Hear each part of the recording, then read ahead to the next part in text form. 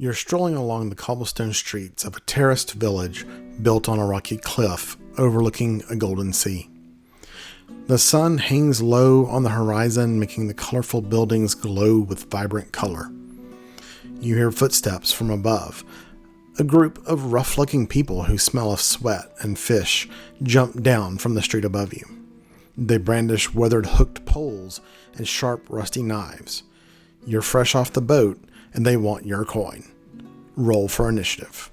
In this video, I'm going to show you how to look at the world around you and find inspiration for your next RPG adventure.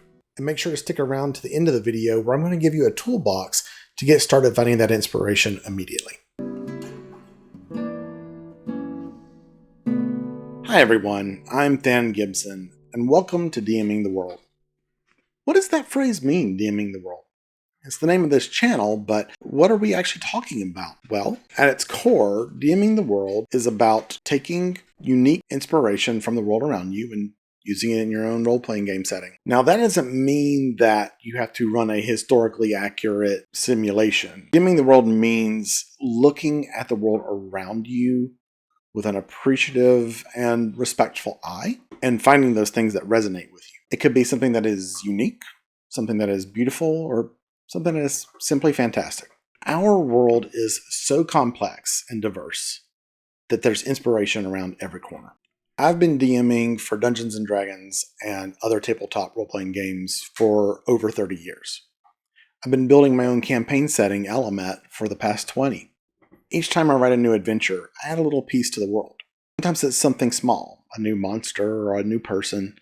Sometimes it's something really big, like a calendar or a new mountain range, or an entire city. And anytime that I add something that is big, it's not out of the blue.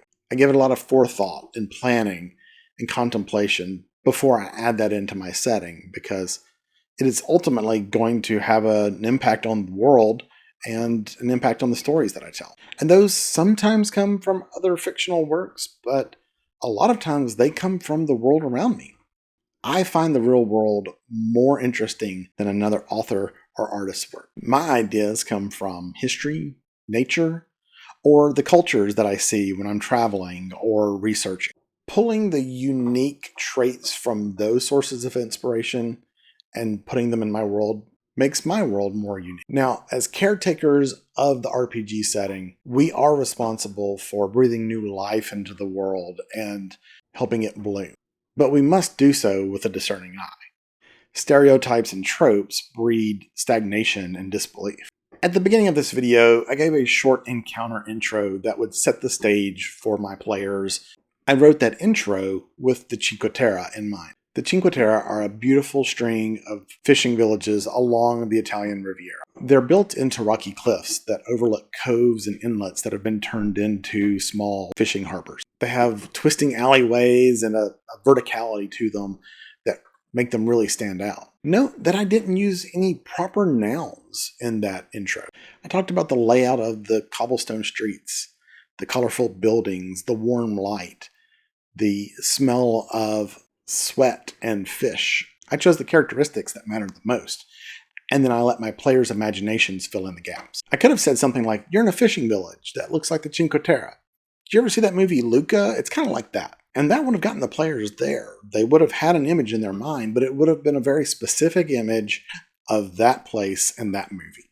Instead, I gave them just enough to get started and then let them finish the job. In doing so, you create depth rather than just a backdrop for their dice rolling. Take the things that matter the most from that person or that place or that thing and bring those into your world. Then either add on new details or just let your players do the work for you. In a minute, I'm going to show you how to start gathering inspiration from the parts of the world that matter the most to you.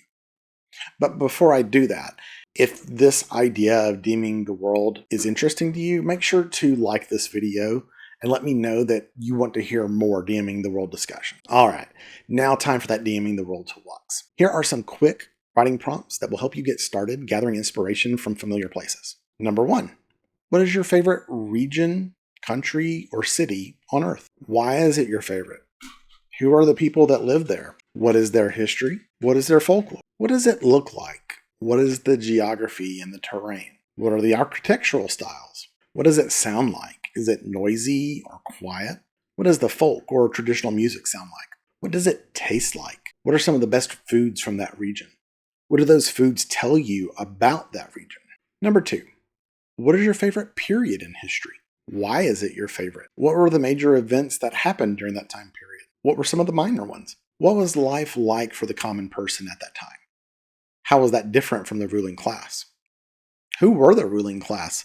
Were they royalty or clergy or military? How did that time period begin? And how did it end? And number 3, what are some customs from that place or that time that interest you? What is the history of those customs? Are there beliefs, either religious or secular, that are tied to them? Have the customs changed over time?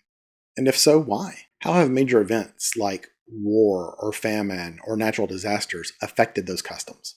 Are there festivals or holy days that are associated with those customs? I guarantee that once you go through this exercise, something will stand out as a little seed of inspiration that you can build on.